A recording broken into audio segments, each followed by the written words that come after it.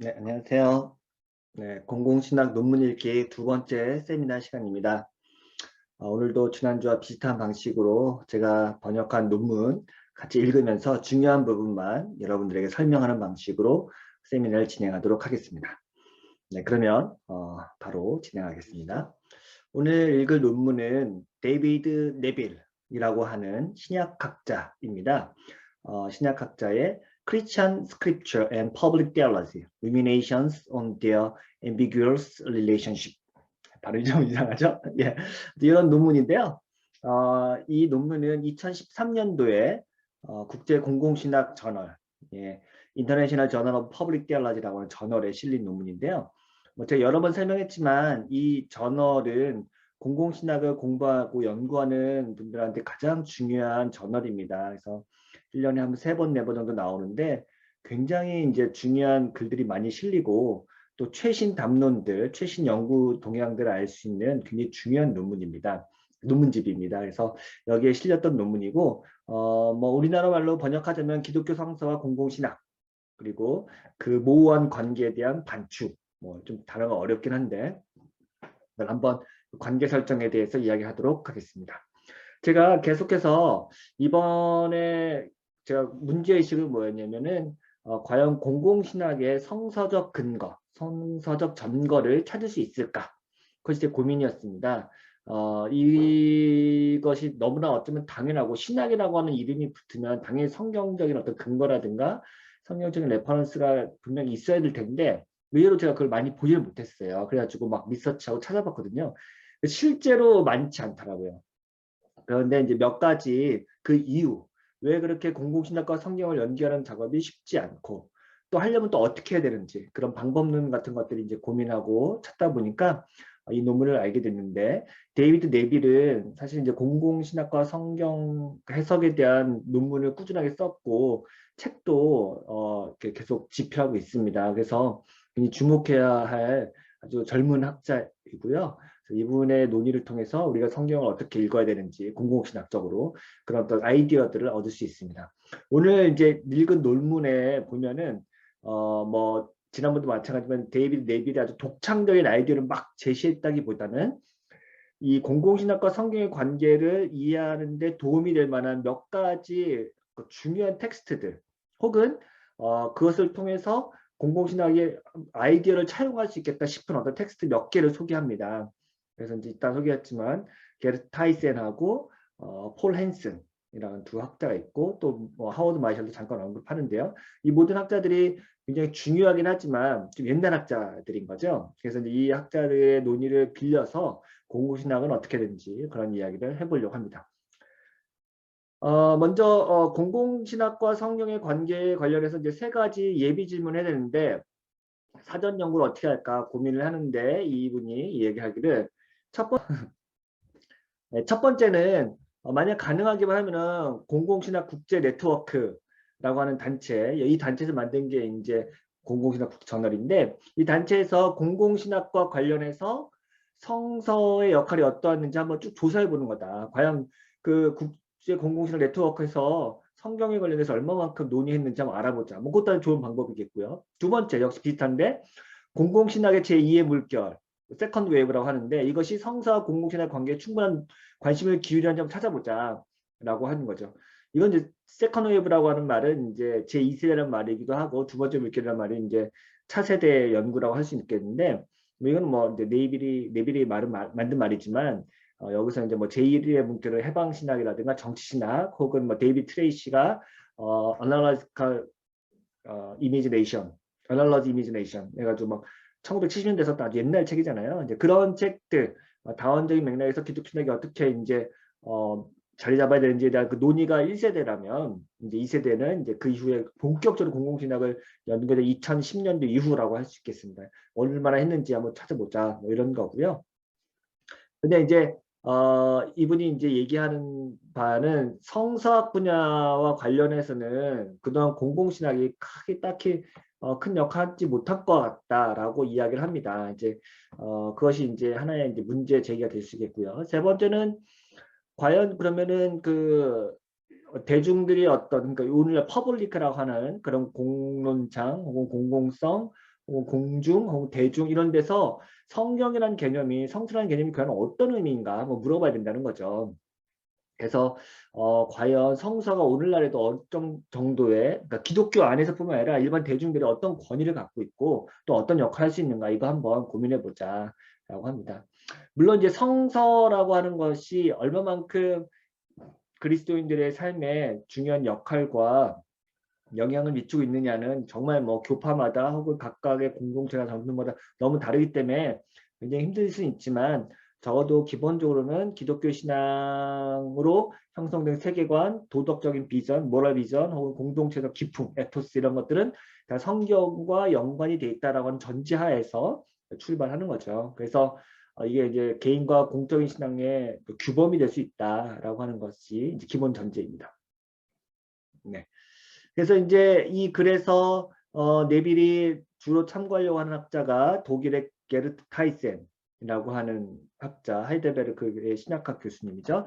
폴 헨슨 작업인데 폴 헨슨 아마 하버드 디미티 스쿨의 아마 신약학 교수였던 걸 알고 있는데 이 둘 다 다원적 맥락에서 성경을 어떻게 활용할 것인가, 혹은 정치 신학에 대한 어떤 성경적인 어떤 비전 이런 것들을 이제 이미 이제 오래전에 작업을 해놨는데 이것들을 통해서 아이디어를 차용해서 공공신학도 한번 적용해보자 이런 식으로 이제 논의를 펼쳐나가고 있습니다.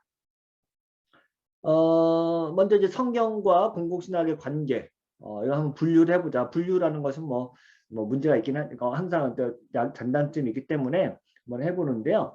먼저 성경에서 공적 자료 끌어내기 네, 이런 방식 얘기하는데 그래서 뭐 아프리카, 아시아, 라틴 아메리카의 관점에서 봤을 때는 성경이 굉장히 중요한 공적인 책이다. 이걸 필립 젠킨스라든가 세바스찬 킴이 이제 이야기하는 건데 그러니까 뭐라고 할까요? 신생 국가들 그리고 기독교가 선교된 피선교지에서는 성경이 의외로 굉장히 공적인 권위를 갖고 있다고 이야기하는데 서구엔 또 다르다는 거죠. 서구 개몽주의 이후에 세속화된 이후 국가나 사회에서 성경을 공공신학과 연결하려고 하는 것은 굉장히 어려운 일이고 또 새로운 어떤 능력이다. 그리고 그 능력을 회복하는 것이 굉장히 중요하고 어려운 작업이다라고 얘기하는 거죠. 여러분 잘 아시겠지만 지금 이거는 한국 상황에도 굉장히 비슷한데요. 이제 이미 이제 세속화가 진행된 상황에서 성경이라고 하는 특정 종파의 어떤 경전이 일반 시민들이나 사람들에게 영향력을 미치려면은 이건 굉장히 다른 또 새로운 작업, 변증 작업이 필요한 것 같아요. 그런데 성경 보니까 성경의 처음부터 끝까지 사실은 공적이지 않은 게 없다. 공공의 영역으로 연결된다라고 하는 것은 이제 뭐 우주의 창조부터 마지막 새 예루살렘으로까지 이어지는 이 모든 영역들이 사실 사적 영역이지 않다. 기독교 혹은 종교 공동체만을 위하지 않다. 성경의 어떤 내러티브 자체가.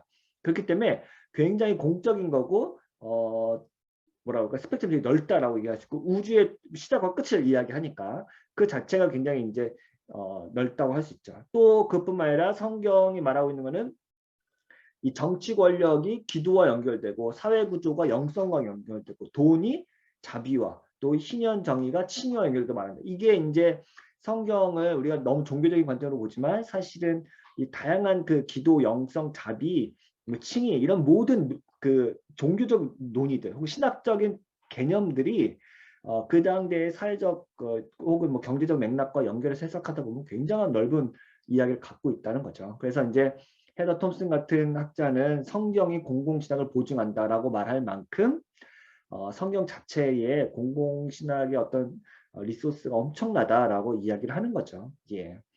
그래서 이제 뭐 이런 얘기를 쭉 하고요. 마지막에 이제 볼프 얘기를 하는데 볼프는 참 독특한 학자인데 그 다원주의적 맥락에서 사회를 형성하는 신학의 능력은 기독교 공동체를 형성하는 능력이 달려있다. 이거 되게 역설적인데요. 그 볼프는 기독교 공동체를 정말 제대로 구현하는 것이 신학이 사회에서 굉장히 중요한 역할을 하는 것이다 라고 이야기를 합니다. 독특하죠. 왜냐면은 기독교 공동체를 가장 잘 형성하면은 그것 자체가 사실 굉장히 큰 역할을 할 수 있다고 이야기를 하는, 그러니까 이걸 둘을 분리시키지 않고 굉장히 유기로 연결되어 있다고 생각하는 거죠. 그래서 그 교회를 형성하는 성경 그 성경을 잘 해석하는 것이 결국 공적인 차원에 대한 인식을 확장시키는 역할을 할 수 있다라고 합니다. 이건 뭐 볼프에 대한 신학은 나중에 뭐 또 할 기회가 있을 것 같고요. 그러면서 일단 하워드 마샬이 이제 공공신학을 위한 성경적 패턴 네 가지를 제시한 이건 제가 다음 주에 다룰 논문이라서 좀 넘어갈게요. 예. 예. 그래서 이제 뭐 성경 전체적으로 굉장히 중요한 소스가 있다라고 얘기하고요. 기독교적 성서 개념을 위한 공공신학의 도전. 네. 그래서 중요한 거는 공공신학의 목적과 초점은 성서의 역할, 지위, 가치에 대한 도전적인 질문을 제기한다. 공공신학은 성서가 규범적 원천이라는 사실을 자신에게 확대해서 적용할 수 있는지, 만약 그렇다면 그것이 전통적 조직식 신학이나 교의학에서 같은 방식으로 공공신학에 대해서도 규범적인지 고려해야 할 것이다. 왜냐하면 보세요. 우리가 교의학이나 조직신학에서 성경과 조직신학, 성경과 교의학의 관계를 논할 때 물론 뭐 여전히 갈등도 있고 조금 어떤 핀트가 어긋나는 부분도 있긴 하지만 어떤 누구의 교의학자나 조직신학자도 성서를 무시하거나 성서를 배제하고 신학하진 않거든요. 그리고 어떤 방식으로도 성경적인 조직신학하려고 하지 이걸 분리하지 않단 말이에요. 그럼 그러니까 조직신학에서 성서가 갖고 있는 역할 차지하는 역할만큼이나 공공신학에서도 성경이 중요한 역할을 하고 있냐라고 물어볼 수 있는 거죠. 과연 그렇게 될까? 그게 가능한 걸까라고 물어볼 수 있는 거고요. 성서와 성서학이 공공신학, 특히 그 이론이나 방법과 실천과 관련해서 어떤 역할을 하고 있는지 한번 물어볼 필요가 있다라고 하는 거죠. 제가 지난주도 얘기했지만 실천신학의 어떤 귀중한 오늘날 최근의 패러다임 변화라는 것은 단순히 성경 연구에서 그것을 오늘날 상황에 적용하자는 게 아니라 특히 공공신학은 훨씬 되게 강한데 오늘날 그 다양한 그 다원주의적 맥락에서 일어나는 그리고 발생하는 다양한 사회적 이슈와 문제들과 어떤 테마들이 있잖아요. 그것을 갖고 우리가 작업을 하고 굉장히 이제 학제간 연구를 하기 때문에 성서라고 하는 것이 상대적으로 굉장히 그 역할과 권위가 작다고 할 수도 있어요. 그러니까 실제로 공공신학하는 분들 글을 읽어보면 이게 전부 다 뭐 사회과학 이야기, 뭐 정치철학 이야기, 혹은 뭐 오늘날 뭐 다양한 그 현대적 이슈에 대한 어떤 분석이 너무 많아요. 그러니까 이게 무슨 신학 논문인지 혹은 성경은 어디인지 찾아보기 어렵단 말이에요. 진지하게 성경을 해석하는 것도 아니고 말이죠. 그러다 보니까 이런 문제 제기가 나온 거죠. 과연 공공신학이라는 게 신학은 고사하고 성경으로부터 어떤 근거 뒷받침을 받을 수 있냐, 받는다면 어떤 만큼의 그 성경이 공공신학에 큰 역할을 하고 있냐, 이런 것이 이제 뒤늦게 논문으로 이제 나오고 이제 연구 주제가 되는 거죠. 네. 그래서 이제 저자는 공적 활동을 성서 읽기에서 이런 얘기합니다. 성서 본문에 대한 학문적 연구를 신앙 공동체마다 일반 대중에게 더 쉽게 접근하고 이해할 수 있도록 하는 데 초점을 두는 게 되게 중요한데 가장 어떤 대표적인 예로 예수 세미나, 지저 세미나를 얘기해요. 이건 북미에서 역사적 예술 탐구에서 서드웨이브라고 해가지고 굉장히 핫한 이슈를 이끌었잖아요. 근데 이 예수 세미나를 진행했던 사람들의 또 목적을 보면은 전문적인 성서학자들의 논의이긴 한데 이것을 굉장히 그 대중들에게 충분히 공감할 수 있는 방식으로 그 결과를 보고하고 혹은 어떤 공감대를 일으키는 굉장히 학문적인 연구였지만 이 자기네들이 했던 그 성서학 연구가 대중들에게도 굉장히 공개됐다라고 하는 어떤 이슈들 이런 것들을 이제 이야기를 합니다. 물론 뭐 그 내용의 진위라든가 그건 논쟁이 많이 됐지만 그 성서학의 결과를 공개적으로 접근할 수 있게 하는 목적이 있었다라고 하는 뭐 그런 이야기를 예화를 드는 거죠. 네. 그래서 이제 중요한 건 다원적 상황에서 성서를 공적 담론과 연결하기인데요. 성서가 공적인 담론과 연결되는 지점을 찾으는 노력은 주로 다원주의 맥락 내에서 성서가 교화, 리파잉 될 수 있다든가 혹은 어떤 사람들을 굉장히 이제 교화시킬 수 있는 방식과 연결되는 그런 거라고 하는 거죠. 그래서 뭐 대표적인 방식은 정의에 대한 성서의 본문 몇 가지 선택해가지고 그것하고 이제 오늘날의 공적인 이슈하고 연결시키는 방식. 뭐 아주 간단한 거죠. 왜냐면 성경에 정의에 대한 논의가 굉장히 많잖아요. 그러니까 그런 이슈들과 오늘날 연결시키는 거 굉장히 이제 중요하고요. 근데 이제 이런 방식보다 더 중요한 거는 공적 담론에서 단순하게 제시되는 성서적 관점이 대중의 편견 입장을 확증하는 경우가 너무나 많다. 이 말은 뭐냐면은 우리가 성경으로부터 어떤 원리라든가 그 정의에 대한 이슈를 끄집어내서 오늘날 적용할 때 보면은 대부분 성경으로부터 우리가 뭐 소위 이제 석의 혹은 뭐 주해라고 하는 그 이야기를 통해서 해석학적 자격을 통해서 적용하잖아요. 근데 역으로 자기이 갖고 있는 편견이라든가 혹은 어떤 특정한 입장을 지지하기 위해서 성경 본문을 끌어쓴다는 게 더 많다라고 하는 거죠. 네, 이런 경우에 이제 뭐 약점이 될 수 있다라고 하는 거고, 또 우리가 흔히 할 수 있는 게 뭐 창조, 언약, 구원, 뭐 하나님의 영, 타자, 뭐 도덕적 책임, 뭐 이런 것들을 이제 공적인 이슈와 연결시켜서 누구든지 이야기하는데 그것이 좀 의심스러운 부분도 되게 많다라고 하는 거죠. 물론 뭐 이런 그 성경의 이야기들을 공적인 담론과 연결하는 것은 나쁜 것이 아니지만 어쩌면 이게 굉장히 교회에서는 자신의 입맛에 맞게 혹은 자신들의 어떤 변증적인 차원에서 굉장히 많이 해왔고 실제로 대중과는 거리가 좀 먼 게 많았다라고 하는 것이 이제 저자의 지적입니다. 뭐 대중의 의심을 받는 성서라고 하는 것은 사실은 뭐 여러 가지 있는데 여기서는 특별히 오늘날 성서의 권위에 대한 혹은 서구 사회에서 성경 해석학에 대한 뭐 이야기를 하는데 브루스 버치라고 하는 학자가 1980년도에 쓴 어떤 논문인데 The Roles of Scripture and Public Theology인데 여기서 뭐라냐면 해방신학의 출현과 그 해방신학의 중요성은 공적 생활에 대한 신학의 영향에 있어서 우리 시대의 가장 중요한 발전 중 하나다라고 하면서 해방신학이 되게 중요했다라고 이야기를 합니다. 그래서 왜냐하면 이 그동안 서구 세계에서 성경을 해석하고 그걸로 교리를 만들었다는 것이 굉장히 뭐 보편적으로 생각했는데 오히려 해방신학이 갖고 있는 관점은 그 반대의 어떤 해석을 하고 그리고 이것이 소수가 아니라 우리 세계의 대부분 혹은 되게 많은 지역에서 이것을 자신의 입장으로 받아들이고 있다면 이것도 역시 굉장히 중요한 공공신학의 입장이 된다라고 하고 오늘날 공공신학적인 입장을 가지고 신학을 전개하고 혹은 성서 해석을 하는 사람들은 대부분 이전통에 서 있어요. 해방신학이라든가 정치신학의 입장에 서 있고 심지어는 우리나라의 세바스찬 킨 교수님이 공공신학과 교회라는 책 썼는데 그분 역시도 해방신학 전통과 공공신학이 다르다는 것을 강조하긴 하지만 굉장히 그 연결점을 많이 강조합니다. 그래서 실제로 이제 그 공공신학을 했을 때 오늘날 가장 첨예한 삶의 이슈들, 정치적인 이슈들뿐만 아니라 사회적인 문제들을 다룰 때 우리가 참조할 수 있는 게 사실은 정치신학, 해방신학이거든요. 그런 부분에서 이제 많이 도움을 얻을 수 있다고 하고, 뭐 여기 뭐 대표적으로 엘리자베스 피오랜드라든가 리차드 호슬리, 지난주에 했던 크리스토퍼 롤랜드 이런 사람들 논의를 가져올 수 있다라고 이야기합니다.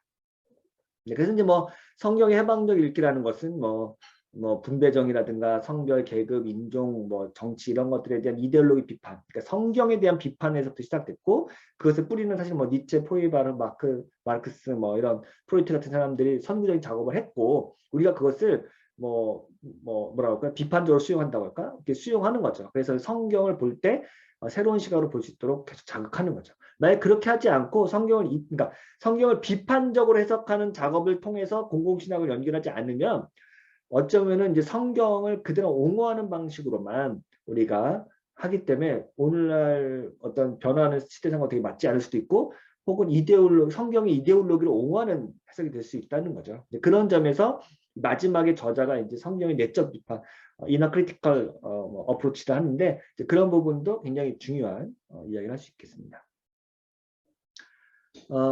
성서 본문에 대한 이데올로기적 비판은 성서를 공적 참여에 연결시키기 위해 필수적인 중요한 방식이다라고 이야기하는데 그래서 일단은 성서 비평학. 근데 이제 여기서 말하는 성서 비평학은 단순히 그 역사 비평이라든가 혹은 옛날에 자유주의 신학자 했던 비판이 아니라요.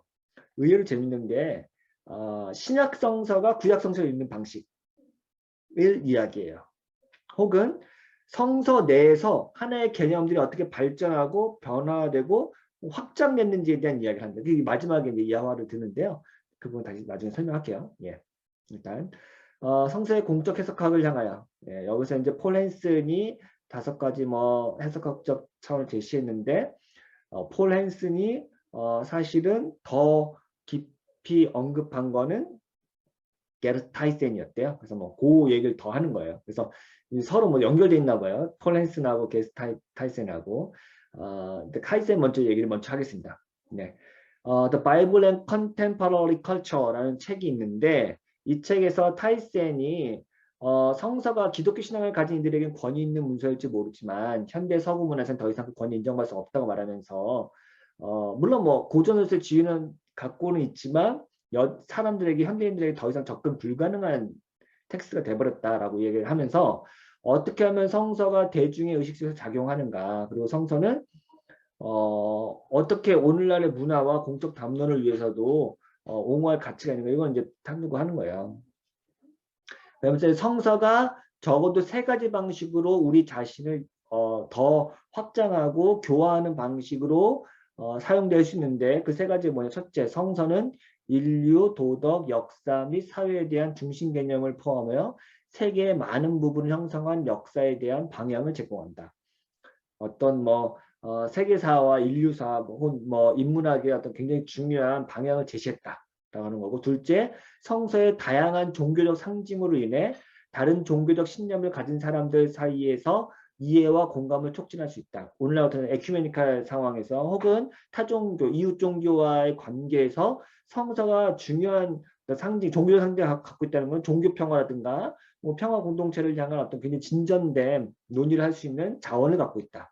셋째, 성서는 사람들이 그 핵심 내용에 동의하든 동의하지 않든 더 나은 자기 이해에 도달할 수 있도록 역할을 할 수 있다. 그러니까 이 보편적인 정세, 성서가 갖고 있는 특수한 정서, 그리고 신앙을 고취시키고 구원에 이르게 하고 또 뭐 하나님을 더 깊이 알 수 있는 이런 종교적인 차원 말고 일반 대중적인 차원 혹은 일반인들이 충분히 이 성경을 통해서 어떻게 자기 이해와 세계에 대한 이해를 확장시킬 수 있는 방식인가를 이야기하는 거죠. 네, 그래서 성서가 현실의 종교적 차원에 대한 감수성을 회복하는 데 자극제가 될 수 있고 오히려 현대인들에게 굉장히 좋은 선한 영향을 끼칠 수 있다고 이제 변증하는 거죠. 이게 이제 타이센의 입장이고요. 타이센은 사람이 믿든 믿지 않든 모든 사람을 대상으로 하는 공개적이고 공적인 성서 연구는 성서 자체와 일치한다. 그러니까 성서의 목적과 일치한다. 그러니까 이렇게 해야 된다라고 하고요. 히브리 성서나 신약 성서의 기록이 믿음에 대한 믿음의 결과일지라도 그들은 이스라엘이나 교회보다 더 넓은 대중에게 조사 대상이 되었고 그것은 실제로 보편적인 관심사를 다루고 있다. 그러니까 성경이라고 하는 것이 독자가 분명하죠. 사실은 뭐 믿는 사람 혹은 그리스도를 따르는 사람들에게 주어진 텍스트이긴 하지만 단순히 그들만 읽었다는 건 아니죠. 믿음의 공동체 이외의 사람들도 성경을 읽었고 조사 대상이 됐고 또 실제로 성경의 내용도 보면은 그 관심사가 굉장히 보편적이라는 것을 알 수 있어요. 그러니까 이 성경 텍스트가 외부 공동체에 의해서 해석될 수도 있고 역시 우리 그걸 막아서도 안 되고 막을 이유도 없죠. 그러니까 비기독교적인 방식으로 성경을 얼마든지 해석할 수 있죠. 다른 사람들이. 그렇죠? 문학 작품의 소스로 될 수도 있고 아니면 뭐 자기는 정치적 입장을 정당하게 살 수도 있고 정치인들이 여러 가지 방식 가능합니다. 동시에 성경 자체도 여러 가지 그 인간의 보편적인 이야기를 갖고 있기 때문에 우리가 이것을 특수한 종교 공동체 텍스트로만 그러니까 1차적이란 그탈지라도 그렇게만 볼 필요는 없다고 하는 게 타이슨의 이야기고 그렇기 때문에 이게 대중적인 텍스트로도 활용 가능하다라고 이야기를 합니다. 그러면서 이제 성서의 본질에 관한 장에서는 종교는 역사적 상징체계의 상징으로 구성된 구조, 인간이 하나님을 경배하기 위해 만든 것이라는 사회문화적 이론에 따라 성서적 믿음을 해석합니다. 그래서 다원주의 사회에서 대화를 촉진할 수 있는 능력이 있다고 생각하는 성서적 상징, 주제, 특징을 이렇게 분별하는 데 도움을 준다라고 이야기합니다. 그래서 이제 세 가지 이야기하는데 성서적 믿음에 의해 촉진되고 양육된 어떤 우리의 대화 혹은 어떤 성숙한 대화는 더 넓은 비종교적 영역, 세속의 영역, 그리고 종교 간 영역, 그리고 신앙 간 영역의 다양한 그 포럼, 공론장에서 역할을 할 수 있다라고 이야기를 합니다. 네. 그래서 많은 사람들이 특히 비종교 및 종교 간 세계와 관련해서 대화를 촉진하는 성서의 능력에 대해 회의적임을 알고 있지만 그래도 타이센은 성서의 특정 요소가 유대교와 기독교 신앙의 경계를 넘어 사람들의 참여를 이끌어낸다고 생각한다. 이건 뭐 좀 반박이 있을 것 같아요. 우리가 유대교와 기독교 혹은 이슬람교 이런 세 종교, 아브라함 종교라고 하는데 이 세 종교 사람들이 싸우고 다투는 이유도 사실 성서에 대한 이해도 다르고 성서 자체가 다르죠. 그런 것들로부터 우리가 갈등이 난다고 생각하는데 오히려 그것을 함께 아우를 수 있고 함께 참여할 수 있는 것도 성서다라고 이제 타이슨은 얘기하는 것 같아요. 그러면 타이센은 이제 기독교 신앙의 두 가지 신념, 한 분 하나님에 대한 믿음, 구속자에 대한 예수 그리스도에 대한 믿음, 이 두 가지 믿음을 다원주의 맥락에서 사회적 결속을 강화할 수 있다라고 이야기합니다. 그러니까 이 두 가지 믿음이 기독교인들의 특수한 믿음인데 이 두 가지 믿음을 오히려 반대로 다원주의 사회에서 걸림돌이 되는 게 아니라 디딤돌이 되어서 이 신앙을 갖고 있는 사람들이 그 대중과 연결할 수 있는 어떤 모티브들이 있다라고 하고 충분히 이 두 가지 기독교 신앙이 사회에서 굉장히 중요한 어떤 기여를 할 수 있다라고 이야기합니다. 자, 이런 부분은 볼프하고 비슷해요. 볼프도 기독교 독특성을 강하게 얘기하면 얘기할수록 오히려 공공적인 역할에서 굉장히 중요한 역할을 할 수 있다고 얘기하거든요. 그러니까 우리가 성서적인 특수성, 복음의 특수성을 혹은 그 보편적인 세계적 관심하고 연결시켜버리는 방식입니다. 뭐 이건 뭐 여러 가지 이제 그 중간 해석 과정이 필요하긴 하겠는데요.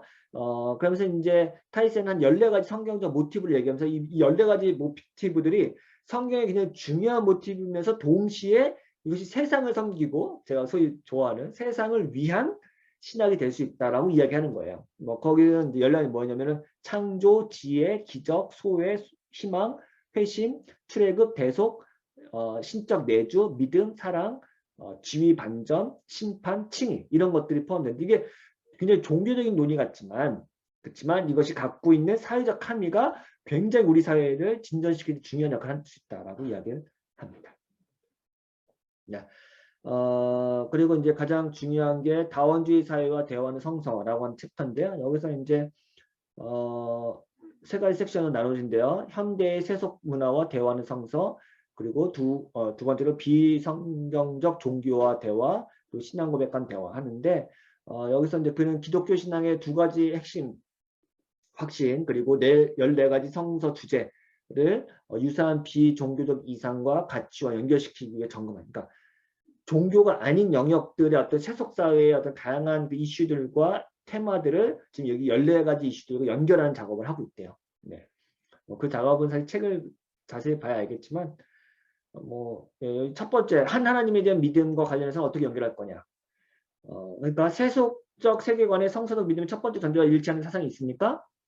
뭐 있다고 하는데 그 대답은 흔히 신은 세속적 의식에서 실제 그 자체 또는 존재로 대체된다 라고 얘기하면서 뭐 초월의 경험, 우연의 경험, 뭐 이런 공명의 경험 뭐 이런 것들이 사실은 우리의 첫 번째 신앙적 확신과 연결된다. 그러한 경험을 반드시 하나님과 관련해서 해석할 필요는 없지만 성서는 그것을 하나님과의 만남을 해석한다. 그러니까 우리가 세속사회에서 사람들이 갖고 있는 다양한 초월의 경험들 그런 것들이 사실은 한 분 하나님에 대한 믿음과 얼마든지 연결 가능한 그런 거다라고 이야기하고요. 뭐 두 번째도 구속자에 대한 믿음 이런 것도 비종교적인 어떤 다양한 이슈들 혹은 비유와 연결될 수 있다고 이야기하는데요.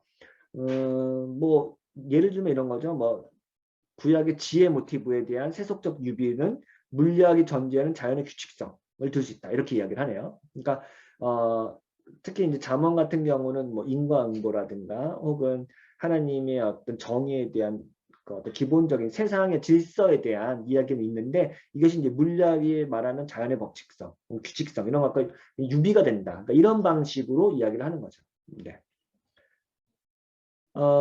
타이슨에게 있어서 세속적 세계와 대화의 목표는 현실에 대한 종교적 이해를 가능하게 하는 것이고 예, 성서의 언어와 이미지는 세속적 인식이 종교적으로 재구성될 수 있게 하는 것이지만 그가 의미하는 것은 개종이라는 의미에서는 그다지 중요하지 않다. 오히려 뭐 개종의 의미라기보다는 이 성서가 갖고 있는 세계상과 일반 세속의 세계상이 얼마든지 우리가 이걸 통해서 세계상을 재구성할 수도 있고 동시에 영향을 주고받을 수 있다고 얘기하는 거죠.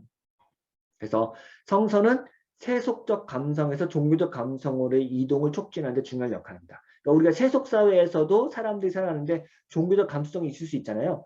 그런 것들을 촉진시키는 데 성경이 중요한 역할을 한다. 이렇게 이야기를 하고 있습니다. 나머지 내용들도 좀 자세히 읽어보실 필요가 있을 것 같아요. 그다음에 폴 헨슨의 Political Engagement as Biblical Mandate라는 책인데 이 책에서도 이제 뭐 정치 신학에 관련된 좀 이슈들이 나오는데 그것을 좀 많이 참고하고 있습니다. 네. 뭐 그러면서 이제 여러 가지 얘기하는데 그 폴 헨슨은 예배의 중요성을 이야기해요. 근데 이 예배가 우리 사회 기독교 공동체의 아주 독특한 그리고 굉장히 중요한 혹은 배타적인 그런 의식이지만 이게 어떤 종말론적인 어떤 성취를 예배에서 구현하기 때문에 우리가 꿈꿀 세상 혹은 비전에 대한 것들을 예배를 통해서 담아낼 수 있다라고 이야기를 합니다. 그래서 이제 우리가 예배가 굉장히 중요하다고 이야기하고, 근데 물론 이게 이 예배가 실제로 어떤 정치나 세상에 대한 참여 혹은 책임, 공공신학과 어떻게 연결되냐, 이건 굉장히 어려운 문제고 현실적으로는 그렇지 않을 수도 있다라고 얘기는 해요. 예, 하지만 얼마든지 우리 예배가 갖고 있는 어떤 정치적 함의, 이런 것들을 더 적극적으로 해석할 필요가 있다고 이야기를 합니다. 네, 그래서 공동 예배, 우리가 기독교의 예배와 종말론적 희망 사이에서 헨슨이 제시하는 해석 과정의 세 가지 차원이 있대요. 첫 번째는 자기 인식의 한 형태입니다. 신앙을 가진 사람들이 의미 있고 교화하는 방식으로 공적 토론에 기여하려면 성서와 신앙 고백 전통에 대한 교육을 잘 받아야 한다. 즉, 그 전통에 대한 지식과 확신을 가지고 말할 수 있으려면 자신의 유산을 알아야 한다 라고 말합니다. 공적 토론에서 기독교적 관점을 기여한다고 주장하는 사람들의 책임은 유산의 폭과 깊이를 잘 아는 것이다. 이거는 굉장히 저는 중요하다고 생각하는데, 기독교가 세상을 향해서 뭔가 목소리를 말하고 어떤 기여를 한다고 할 때는 물론 아까 이제 그 타이슨이 말한 것처럼 굉장히 보편적인 차원에서 접근할 수도 있지만, 기독교가 줄 수 있는 것, 그 의미를 우리가 그 유산을 잘 알아야, 혹은 그 독특함을 잘 알아야 그것이 어떻게 여기 기독교가 기여할 수 있고 기독교가 참여할 수 있는지를 말할 수 있거든요. 그러면은 중요한 거는, 예를 들어서 이건 기독교가 아니어도 다른 데서도 충분히 할 수 있는 거라고 한다고 하면은 기독교가 굳이 할 필요 없잖아요. 그렇기 때문에 여기서 이제 예배라든가 종말론적 희망이라고 말하는 거는 기독교적 모럴 비전이 있잖아요. 기독교가 꿈꾸는 종말론적 희망이 있잖아요. 그런 것들을 우리가 잘 알고 있고 신학의 어떤 뿌리 내린 것을 통해서 우리가 어떻게 그 공적인 대화에 참여할 수 있는 이걸 되게 잘해야 된다, 이렇게 이야기를 합니다. 그래서 성서적 전통과 고백적 전통에 대한 깊은 기초, 그리고 그걸 넘어서 기독교 신앙의 도덕적 의미를 다른 전통의 사람들이 이해할 수 있고 합리적인 담론으로 번역하는 기술이 필요해요. 이건 공공신학의 핵심이죠. 뭐 항상 강조했던 말이고, 이제 담론의 번역 이런 것도 필요하고요. 공개 포럼에서 번역 기술과 결합된 성서 및 신앙 고백 전통에 대한 깊은 기초는 듣고 배우려는 상호 헌신을 필요로 한다. 네, 알겠죠? 그 얇은 도덕적 합의에 대한 마이클 월저의 주장. 그러니까 마이클 월저는 모든 그 공동체가 갖고 있는 의미론적 두께가 있어요. 정체성의 두께가 있어요. 이거는 환원 불가능해요. 혹은 이것을 상대방에 납득시키거나 이해시키기 굉장히 어려워요. 그러면 우리가 다 고립된 삶처럼 살아야 되냐? 그렇지 않아요. 그러니까 정체성은 두껍대. 우리의 공동체와 의견이 다른 공동체는 어떻게 합의를 줄 수 있어요? 얇은 도덕적 합의라고 했어요. 그래서 자기네 정체성을 포기하면서까지 다른 공동체와 대화를 하는 게 아니라, 우리가 정체성은 고유하게 가지고 있대. 어떻게 하면은 서로 합의를 할 수 있는 그 얇은 도덕적인 합의가 가능할 것인가를 함께 논의해야 된다고 얘기한 거죠. 그래서 이제 가장 유명한 말이 두꺼운 정체성, 얇은 합의예요. 이거는 이제 월저가 공동체주의자들의 비판, 그러니까 문제점도 인식하면서 동시에 자유주의 이론의 좋은 점을 수용한 거예요. 이게 이제 월저의 공헌이라고 할 수 있고요. 헨스는 특정 정통의 뿌리를 두고 형성된 정체성으로 분리되어 명료하게 의미 있게 적절하게 말할 수 없음을 인식한다. 이 얘기죠. 그러니까 정체성이 뿌리를 내리고 있는데 이것을 분리시켜서 우리가 타인과 대화할 수 없다. 우리는 그리스도인이고, 혹은 우리는 뭐 한국인이고, 우리는 어떤 지역에 속해 있는 어떤 우리 가문의 역사가 있는 거죠. 이거를 분리해서 다른 사람과 대화할 수 없어요. 또 다원적 맥락에서 공적 담론의 토론자들이 지역적이든 세계적이든 더 나은 사회 질서를 형성하기 위해 함께 일하는 방식을 찾기 위해 전통을 넘어서야 된다는 것 또한 우리도 알고 있어요. 그러니까 내 고집만, 내 전통만 주장해서는 합의가 이루어지지 않기 때문에 이 두 가지 딜레마를 해결하는 게 굉장히 중요하겠죠. 그래서 우리는 실질적으로 협력하기를 희망하는 것 못지않게 도전하기를 희망할 수 있다. 그럼에도 불구하고 헨스는 우리의 목소리가 아닌 다른 목소리에 주의 깊게 귀를 기울이는 것이 옳다고 주장한다. 네, 이것이 이제 사실은 기독교가 세상에 나갔을 때 얘기하는데, 이 부분에 대한 논의는 사실은 뭐 볼프라든가 혹은 뭐 제가 다른 데서도 뭐 논문을 쓴 게 있는데, 그 데서 굉장히 중요하게 다루기 때문에 아주 중요한 내용이라고 할 수 있습니다. 물론 이거는 정치 신학에서도 굉장히 중요한 내용이죠. 마지막인데요. 성서 내부의 비판, 성서 내부 비판의 공공신학적 적합성. 이제 뭐 조금 더 해볼게요. 예. 성경에 대한 이런 이데올로기적 비판이 지금까지 계속되고 있는 것처럼 성서 자체에는 그 이름에 합당한 기독교 공공신학이 없어서는 안 될 자료가 들어있다. 예를 들어서 폭력과 정의. 이런 것도 굉장히 공적 이슈에 많이 중요하죠. 폭력의 도덕적 타당성에 대한 급진적인 질문과 정의에 대한 추구 역시 우리가 굉장히 중요하게 다룰 수 있는 거죠. 그런데 어려운 점은 성서 자료가 하나님과 하나님을 위한 폭력에 대한 확언뿐 아니라 회복적인 것에서 엄격한 보복까지 정의에 대한 근본적으로 다른 행도 포함됩니다. 그러니까 폭력적인 하나님, 그리고 하나님의 폭력성도 담고 있고 동시에 성경에는 회복적 정의도 있지만 보복적 정의, 응보적 정의도 갖고 있다는 거죠. 그러니까 우리가 폭력이나 정의에 대한 어떤 성서적 원리로부터 끄집어서 우리 사회에 적용하는 좋습니다. 오케이. 좋아요. 근데 그렇게 따지다 보면 성경에 오히려 폭력을 옹호하고 폭력적인 본문이 있잖아요. 공포의 텍스트가 있잖아요. 그리고 또 반대로 정의에 대한 입장도 너무 다양하잖아요. 그러니까 어떤 걸 우리가 우리 사회에 적용해야 돼요? 이게 이제 전도 3장이죠. 다 모든 때가 있어서 그때는 그게 맞고 지금은 틀리다 이렇게 돼버리는 수가 있잖아요. 그러니까 이게 굉장히 혼란스러운 거죠. 성경에 아주 멀티디멘셔널한 차원이 있는 거잖아요. 아주 다차원적 다면적인 내용이 있어서 어떤 걸 할지 잘 어렵다는 거죠. 이게 문제인데요. 그래서 뭐 정복, 전쟁, 노예제, 인종, 성불평이 모두 성서적인 근거로 옹호되었다는 현실. 민감한 사람들에게는 어떤 것이 성서적이라는 단순한 사실만으로 신학적이고 도덕적인 승인을 제공하기 충분히 않다. 뭐 알고 있겠죠. 노예제를 찬성하기도 하고 성경을 근거로 뭐 다양한 전쟁을 찬성했는데 이런 것들이 이제 굉장히 어려운 현실이죠. 그러면 성경을 우리가 어떻게 봐야 되냐. 이 사람은 성경 내적 비판이라는데 성경 자체에서 어떻게 이 개념을 변화시키면서 어떤 진보를 이루고 있냐 이런 것들을 이야기를 하더라고요. 그 중에 하나가 이제 비판적 전통화라고 하는 건데요. 예를 들어서 성서 내부 비판이라는 개념은 전통에 저항하는 의심의 해석학과 전통에 순응하는 존경의 해석학 사이에서 책임 있게 반응하려고 대응하도록 도와준다라고 하면서 성서 내부 비판이라는 개념을 받아들이고 뭐 이걸 비판적 전통 이거는 마이클 월처도 해석과 사회 비판이라는 책에서 동일하게 이야기를 해요. 공동체주의자들이 어떻게 그 자신의 전통에 뿌리 박으면서 계속해서 갱신, 리포메이션 할 수 있을까를 이야기하는데 이 공동체주의자들의 어떤 난제는 뭐였냐면은 외부와 대화함으로써 함께 연대를 만들고 자기 외부를 통해서 자기 내부 개혁을 하는 것이 굉장히 부담스러운 거예요. 왜냐면 그렇게 하면 계속해서 전통 계속 리니언되면서 그러면 이게 언제 시간이 지나면은 너무 이제 외부에서 개혁이 많이 되면은 자신의 전통으로 완전히 분리되는 경우가 생길 수 있잖아요. 뗏목의 비유기도 한데 처음이 뗏목이 갔을 때는 온전한 모습인데 이 바다에서 뗏목이 계속해서 두들기면서 리폼을 하면은 처음에 어떤 뗏목은 완전 모양이 달라지는 거예요. 네. 그래서 전통주의자들은 공동체주의자들은 굉장히 이 비판에 취약하거든요. 그래서 마이클 월처가 했던 게 이것도 다른 얘기긴 하지만 마이클 월처가 했던 거는 내 전통에서 어떻게 내 자신을 갱신할 수 있는 리소스를 계속 찾아내는 거예요.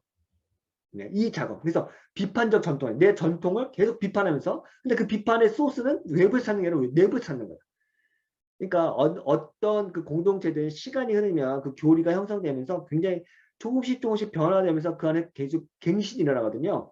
그러니까 역사가 흐르다 보면은 내가 루터파든 혹은 개혁파든 혹은 가톨릭이든 그 안에 소스가 굉장히 많은 거예요. 그 소스를 통해서 계속 내부 갱신을 하는 거죠. 근데 성경도 그렇게 보잖아요. 성경 안에도 폭력에 대한 것, 정의에 대한 개념이 여러 가지인데 그 안에 이미 너무 다양한 목소리가 있기 때문에 그 안에서 갱신이 일어날 때 이게 성경이 성경을 비판하는 거예요. 참 독특하죠. 이런 개념을 한번 보자라고 하는 거고 여기에 대한 논문이 있는데 이 논문은 또 따로 제가 설명을 해야 돼요. 데이비드 네빌이 이 논문을 또 자세하게 쓴 논문이 있어요. 정의와 심판에 대한 논문이에요. 너무나 저 재밌게 읽었는데 아주 핵심적으로 얘기하면 이거예요. 구약 성경에서는 기본적으로 보복적 정의, 응보적 정의가 맞아요. 눈에는 눈, 이에는 이. 이게 하나님의 정의였어요. 근데 신약에 넘어오면 예수님께서 그 응보적 정의를 넘어서 회복적 정의로 바꿔가는 모습이 나와요. 그래서 이 네빌은 이야기하기를 정의의 개념이 신약에 와서 특히 예수님이 와서 응부적 정의를 끌어안으면서 그 안에 회복적 이런 거 무조건적 용서라든가 이 사람을 교화하는 방식으로 정의의 이론이 바뀐다라고 하는 것을 보여준 거예요. 이것을 이사야서 본문하고 세례요한의 본문, 예수님 본문 비교하면서 구약 성경의 본문을 신약 성경에 인용할 때 어떤 방식으로 뺄 거 빼고 넣고 넣고 하는지 이런 것들을 보여줍니다. 네, 그래서 이런 것들이 이제 중요한 이야기가 될 수 있습니다.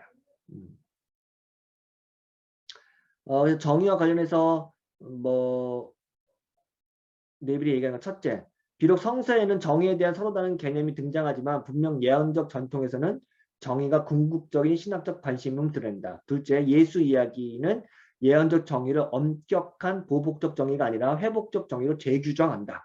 라고 하는 게 이제 네빌의 입장이고 이게 이제 성경을 읽을 때 하나의 통찰력이 될 수 있다라고 이야기를 합니다. 네, 뭐 더 자세한 내용을 써놨지만 이 정도 하고요. 읽다 보니까 사실은 우리가 이제 네빌이 이야기하는 그 방법론 몇 가지를 우리가 따랐는데 폴렌슨이라든가 혹은 타이센의 입장을 이야기하는데 특히 이제 타이센의 입장 같은 경우는 기독교 경전이 우리 세속사회, 다원주의 사회에서 얼마든지 도덕적 비전이라든가 새로운 어떤 감흥을 줄 수 있는 그런 역할을 할 수 있다고 이야기를 하고요. 뭐 물론 이게 이제 독일 사회라고 하는 어떤 크리스찬덤의 잔재가 남아있기 때문에 가능할 수도 있겠고요.